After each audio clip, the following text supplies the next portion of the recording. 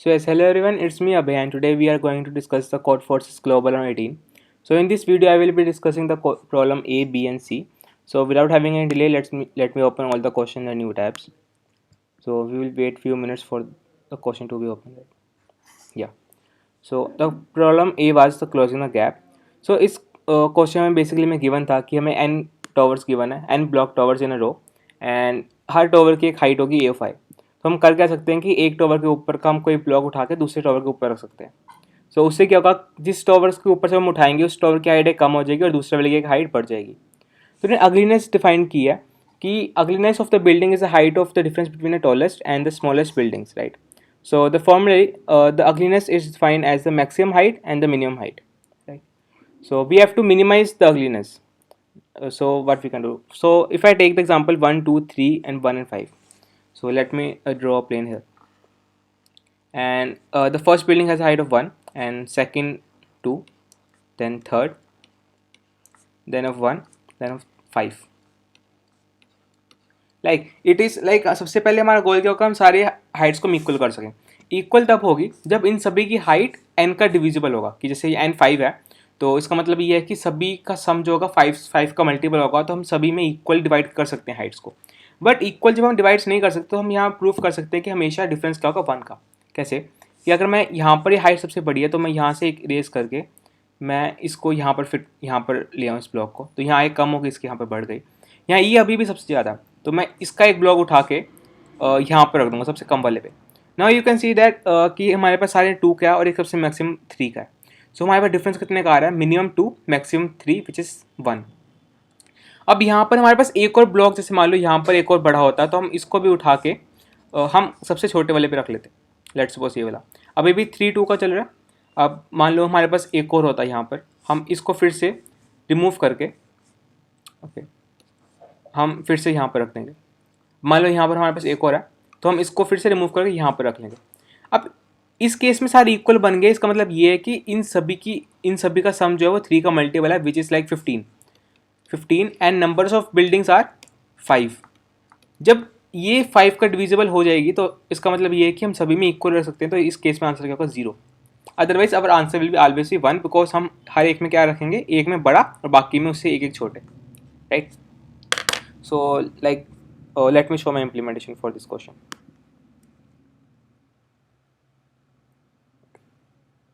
Yeah. So at first I have taken the input n and the array a. After that the sum which I am taking all मतलब सभी buildings की height जो वो sum में store हो जाएगी. If sum is divisible by n, कोई reminder उसका बचता है, इसका मतलब आंसर क्या होगा 1, क्योंकि हम उसको हमेशा एक डिफरेंस में ब्रेक कर सकते हैं. अदरवाइज उसका आंसर 0 होगा हमेशा अगर सम n से डिविजिबल है, like 15 and 5, right. So let's move on to problem B which was and it's non zero. सो in this question we are given a range L to R, and for a given range we have to find the minimum number of elements which we can delete so that the bitwise AND is non-zero, right. So yeah, we are given a range and range is from 2 raised to power 5 and test cases are from 10 raised to power 4. So right, we can't run a brute force like which numbers we have to delete, but yes, we have an intuition over here. Okay like if I right the number, like हमारे पास वो range इस वक्त है let's suppose 4 to 9. सो अगर मैं 4 से लेकर 9 तक के हर एक नंबर का बिट रिप्रेजेंटेशन लिखूँ 4 5 6 7 8 9, right. Okay it will be 1 0 0 no 0 या 1 0 0 here is 0 0 1 0 1 and here comes 0 1 1 0, here 0 1 1 1, here 0. okay, it is 1 0 0 0, it is 1 0 0 1, right. अब उसने बोला है कि हमने कुछ एलिमेंट्स रिमूव करने इस रेंज में से कि इस रेंज का बिटवाइज एंड 0 ना हो. अब बिटवाइज किसी रेंज का बिटवाइज एंड 0 ना होने का मतलब ये है कि किसी भी बिट पोजीशन पे कभी 0 आए ना, राइट. अगर मान लो कि ये दो नंबर हैं, अगर मैं चाहता हूँ कि इनका एंड कभी भी 0 के इक्वल ना हो तो मैं हमेशा ये करूँगा कि कोई सेम बिट पोजीशन पे 1 1 प्रेजेंट हो, राइट. क्योंकि 0 और 1 का हमेशा एंड 0 होता है, चाहे 1 0 चाहे 0 1, राइट. तो मैं ये चीज़ नहीं चाहता हूँ। तो मतलब किसी भी बिट पोजीशन में हमेशा 1 ही प्रेजेंट होने चाहिए, कोई भी 0 नहीं होना चाहिए, राइट। सो इसके लिए अब हम क्या कर सकते हैं कि अब हमने क्वेश्चन क्या रिड्यूस हो गया कि हमने हर बिट पोजीशन पे maximum number of ones find करने हैं, कि इस पोजीशन पे मैक्सिमम नंबर ऑफ वंस कितने हैं 3, इस पोजीशन पे मैक्सिमम नंबर ऑफ वंस कितने हैं 2, इस पोजीशन में मैक्सिमम नंबर ऑफ वंस कितने हैं 4, इस पोजीशन पे 2।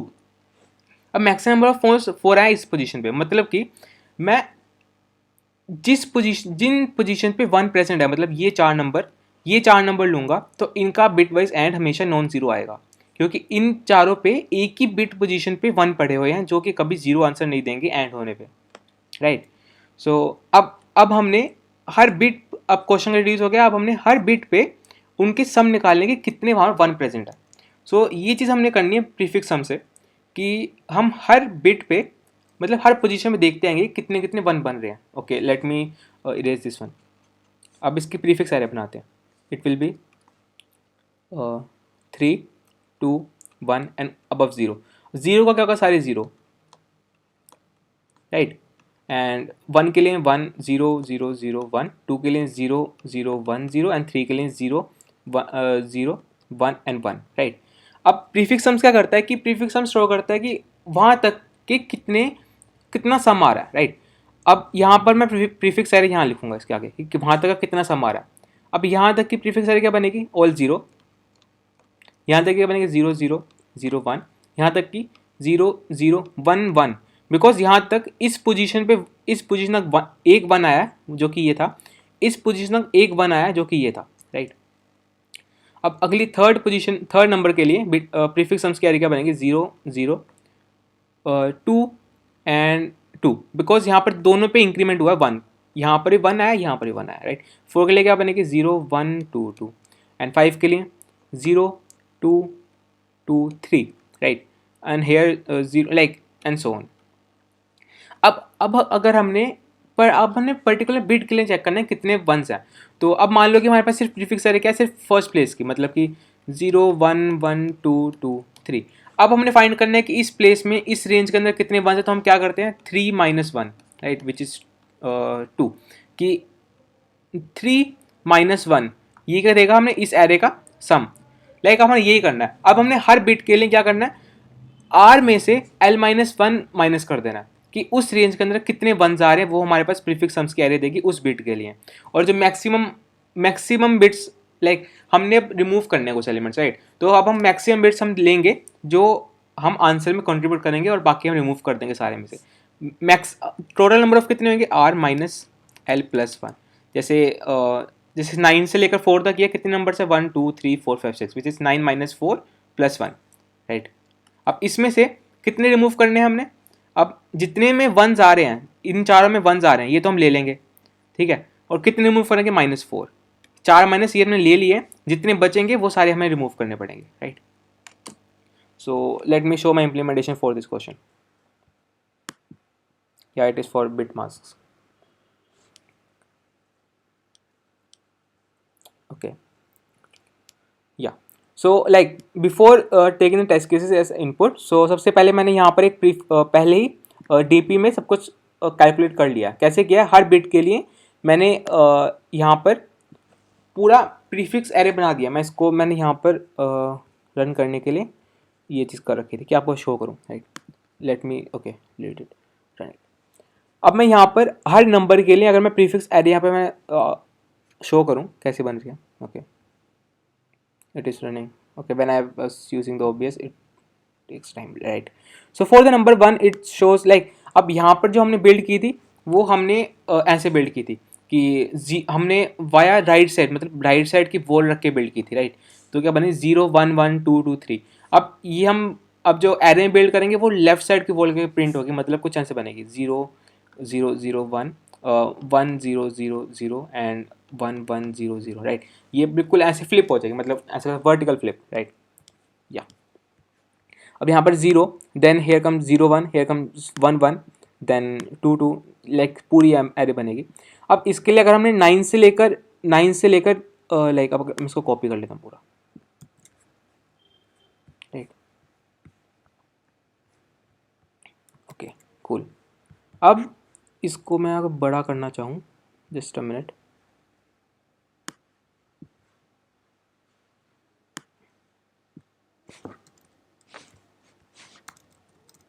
Okay cool, right.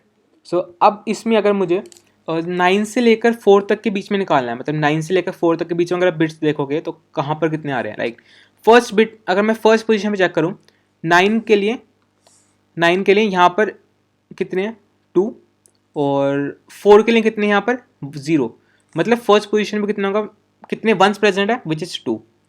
अब हेयर कितने हैं 4, और 4 से पहले कि ये वाली थी, इसके ऊपर कितने, लाइक यहाँ पर 0, here comes 4, right, 9 and here 4 and above 0 if I am going right.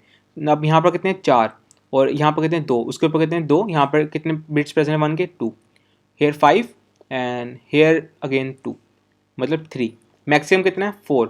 हम 4 बिट्स रखेंगे और कितने रिमूव करने हैं, 9 माइनस 4 प्लस 1 माइनस 4, इतने हमने रिमूव कर देने हैं। क्योंकि अगर इतने रिमूव करने पे हमारे पास आंसर क्या आएगा, मतलब मैक्सिमम एरे बनेगी जिसका आंसर नॉन जीरो है, bit wise and, right.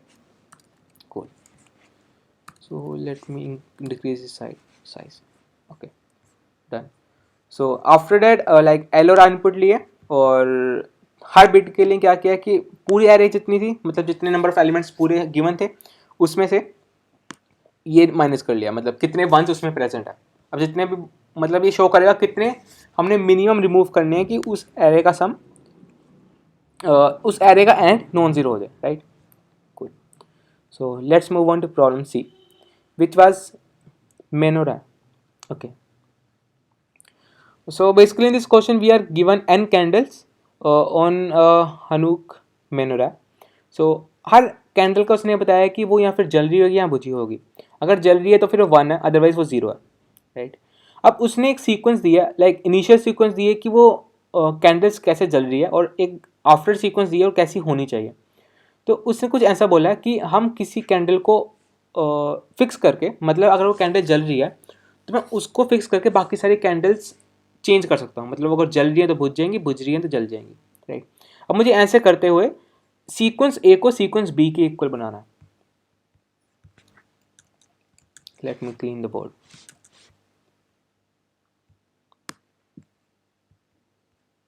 okay, right, so if I am initially I have a sequence 1 0 1 0 1 0, right। और अगर हमने बनाना है 0 1 0 1 1 0 1 0, अब जो ऑपरेशन उसने कहा है कि सबसे पहली कंडीशन ये है कि आपकी कोई कैंडल पहले से जली हुई होनी चाहिए। मतलब अब मुझे इस बी का रोल नहीं है, जो बी लिखा हुआ इसको मैं साइड में लिखता हूँ 0 1 0 1, राइट। अभी रोल नहीं है, अभी उसने बोला है कि जो कैंडल आपकी नीचे जल रही है वो आप उस पर ऑपरेशन कर सकते हो। क्या कर सकते हो, उसको फिक्स करो और बाकी सभी को स्वैप कर दो। क्या बनेगी 1 1 0 1। फिर से कर सकते हो कि जो आप कैंडल जल रही है उसको पकड़ो, अगर मैं इसी कैंडल को दोबारा पकड़ लूँगा तो फिर वो दोबारा पहले वाले सीक्वेंस बन जाएगी, right. This is the first observation कि अगर हम सेम कैंडल को 2 बारी पकड़ लेंगे तो दोबारा फर्स्ट सीक्वेंस बन जाएगी। बट अगर मैं किसी और कैंडल को पकड़ूंगा इस बारी, राइट, अगर मैं let's suppose if I take this candle, property ये है कि वो लेट होनी चाहिए, तो फिर क्या बनेगी, अब बनेगी ये वाली सीक्वेंस 0 1 0 1, राइट। ये सीक्वेंस बन गई। अब यहाँ पर ओके नहीं या अब यहाँ पर देखने वाली बात ये है कि अब इसमें जब हम जब 2 ऑपरेशन कर रहे हैं तो दोनों ऑपरेशन में चेंज क्या आ रहे हैं। दोनों सिंगल ऑपरेशन में ये है कि जितने एलिमेंट्स, जो एलिमेंट हमने पहले पकड़ा था वो सेम रहा है, और दूसरी बारी में जो एलिमेंट हमने नहीं पकड़ा है वो चेंज हो गया, राइट। इफ ऐसे कि अगर अभी हमारे पास स्ट्रिंग के पास जैसे हमने 2 एलिमेंट्स जो चूज़ किए हैं वो यहाँ पर 1 0 थे, और वो 2 ऑपरेशन के बाद वो 0 1 हो जाएंगे, बाकी सारे एलिमेंट्स सेम रहेंगे, right. Okay, let me do it again. It is, let me take another case 1 0 1 1 0 1, right। In the first operation मैं क्या करता हूँ, इस 1 को लेता हूँ और बाकी सभी चेंज हो जाएंगे, मतलब 1 1 0 0 1 0, राइट। अब दूसरे ऑपरेशन में मैं क्या करता हूँ, अब यहाँ पर देखना कि ये 1 रहा है, इस 1 को लेता हूँ और सारे चेंज करता हूँ, 0 0 1 1 1 0, राइट। अब इस वाले चेंज को नोटिस करना। ओके मैं यहाँ पर गलत लिख दिया, यहाँ पर क्या आएगा 1, शायद ऊपर भी ऐसा कुछ किया था मैंने, ओके बट ओके या। अब यहाँ पर देखो कि जो दो पोजीशन हमने पकड़ के चेंज की है, सिर्फ वही दो पोजीशंस की वैल्यू चेंज हुई है इस फाइनल एरे में, दो ऑपरेशंस के बाद, दो ऑपरेशंस के बाद बाकी सारे एरे सेम रही है। क्या बना, 1 का हो गया 1 is change to 0 and 0 is change to 1, right. और बाकी सारी एरे 0 to 0 है, 1 to 1 1 to 1 1 to 1, राइट। अब मतलब कि अगर हमारे पास, अब हमने ए एरे को बी एरे में चेंज करना है, इसका मतलब ये है कि हमारे पास 0 1 1 0 ऐसे पेयर्स होने चाहिए, राइट। मतलब क्योंकि मैं हर दो ऑपरेशंस में इन दोनों पेयर्स को इक्वल बना सकता हूँ। Cool, so this is the main key idea for this question, right. अब जैसे मैंने फर्स्ट डिस्कस किया, लिखा था 1 0 1 0, मुझे इसको चेंज करना है 0 1 0 1 में। अब मैं देखूंगा कि 1 को मेरे को 0 में चेंज करना है, मतलब ये इक्वल नहीं है बट 1 है यहाँ पर, ठीक है। और 0 को मैंने 1 को फिर 0 पे चेंज करना है, राइट। लाइक 1 0 एंड 0 1, ये दोनों पेयर्स मिलके आपस में चेंज हो जाएंगे, लाइक 1 0 0 1 या। क्योंकि मैं फर्स्ट ऑपरेशन में क्या कर सकता हूँ, इस 1 को मैं 0 की इक्वल, इस 1 को मैं 0 में कन्वर्ट कर सकता हूँ और इस 0 को 1 में कन्वर्ट कर सकता हूँ, राइट। तो यहाँ पर ये दोनों चेंज और ये दोनों सेम रहेंगे, राइट। सो अब यहाँ तक ऑब्जर्वेशन क्या निकली है कि अब हमारे पास 0 1 और 1 0 के नंबर ऑफ पेयर्स इक्वल होने चाहिए, इक्वल, तभी हम इन दोनों को इक्वल बना सकते हैं, मतलब दोनों सीक्वेंसेस को इक्वल बना सकते हैं, राइट। अगर ये इक्वल नहीं है, इसका मतलब ये है कि कुछ कोई सीक्वेंस, मतलब कुछ ऐसी एरे होगी 0 1 0 1 1 0, कुछ ऐसी एरे बची होगी। तो इस टाइप की एरे को हम कैसे डील करेंगे, हम इनको इसमें चेंज करने के लिए हम कोई एक ऑपरेशन अप्लाई कर सकते हैं। ऑपरेशन किस टाइप का होगा, या फिर वो होगा 1 0 या फिर होगा 1 1 1, ये 1 सेम रहेगा क्योंकि हमें पता है कि हमने एरे ए का हमेशा लिट कैंडल ही चूज करनी है, क्योंकि हम बिना लिट कैंडल चूज नहीं कर सकते। बट इस वाले बी एरे की हम कोई भी चूज कर सकते हैं, राइट। अगर इनका कोई एक ऑपरेशन करने के बाद ये फिर से 0 1 और 1 0 टाइप इक्वल बनते हैं, तो इसका मतलब ये है कि हम दोबारा से इनको सेम कर सकते हैं। अदरवाइज वी कांट, अदरवाइज हम उनको सेम कभी नहीं कर पाएंगे। और उनको सेम करने की कॉस्ट कितनी पड़ेगी, क्योंकि हमने हर 1 0 के पेयर को चेंज करने के 2 कॉस्ट लग रही है, मतलब कि जितने पेयर्स 1 और 0 के उतनी कॉस्ट लग रही है, right, same. So let me dive into my implementation and I will explain the code again. Okay. So initially मैंने यहाँ पर n और स्ट्रिंग a भी इनपुट लिया। अगर a और b इनिशियली इक्वल हैं तो आंसर क्या होगा 0, राइट। सो यहाँ पर दो फंक्शन बनाए, ऑपरेशन और चेंज, ये देखते हैं। लाइक इनिशियली मैं पहले ऑपरेशन कर दूंगा। ऑपरेशन करने का मतलब ये है कि मैं पहले चेक करूँगा कितने 0 1s हैं और कितने 1 0s हैं।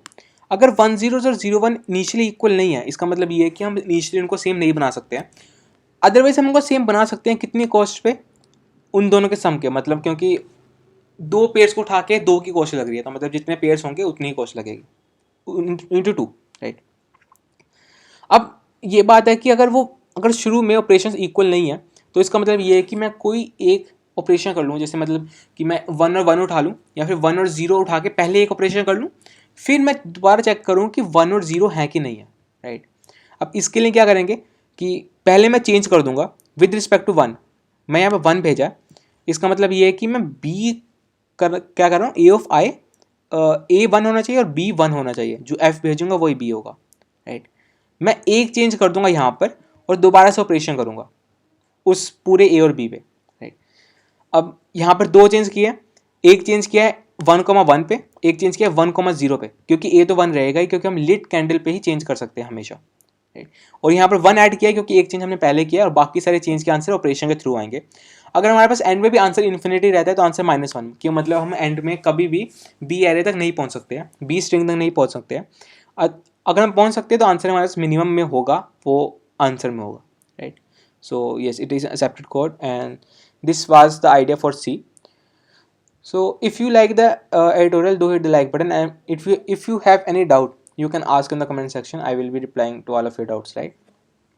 So keep coding, and yeah, do observe the next question. I will be also doing so. So till then, happy coding.